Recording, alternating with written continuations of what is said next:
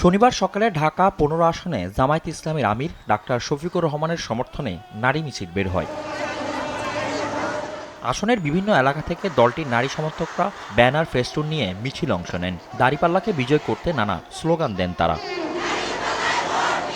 এদিন রাজধানীর রাজারবাগে জনসংযোগ করেন ঢাকা ৮ আসনের ১১ দলীয় নির্বাচনী ঐক্যের প্রার্থী এনসিপি নেতা নাসির উদ্দিন পাটোয়ারি এবং ঢাকা ৯ আসনের স্বতন্ত্র প্রার্থী তাসনিম জারা। এ সময় এলাকার নানা সমস্যা সমাধানের প্রতিশ্রুতি দেন তারা। চাঁদাবাজি, মাদক ও সন্ত্রাসমুক্ত একটি নিরাপদ ঢাকা করতে মানুষের দরগোড়ায় স্বাস্থ্যসেবা পৌঁছে দিতে পারি, তাহলে আমরা একটি সুস্থ জীবন লিড করতে পারবো। দৈনন্দিন সমস্যাগুলো, এখানে গ্যাস থাকে না কিন্তু বিলটা দিতে হচ্ছে। তো বছর পর বছর ধরে ওনারা জনপ্রতিনিধি ঠিকই নির্বাচিত করে সংসদে পাঠিয়েছেন, কিন্তু সেবাগুলি পান নাই। এই জায়গায় যাতে আমাদের ন্যায্যতা প্রতিষ্ঠিত হয় সেজন্য কাজ করব। রাজধানীর পাশাপাশি সারা দেশে প্রচার প্রচারণায় ব্যস্ত জোটের প্রার্থীরা। রাজশাহী ১ আসনের গোদাগাড়ী পৌর এলাকায় গণসংযোগ করেন জামায়াতের প্রার্থী অধ্যাপক মুজিবুর রহমান।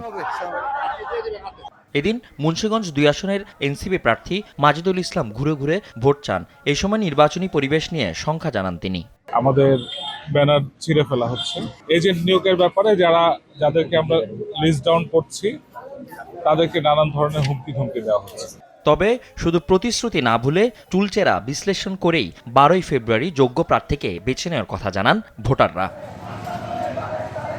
ফজলে আদিত্য, দেশ টিভি, ঢাকা।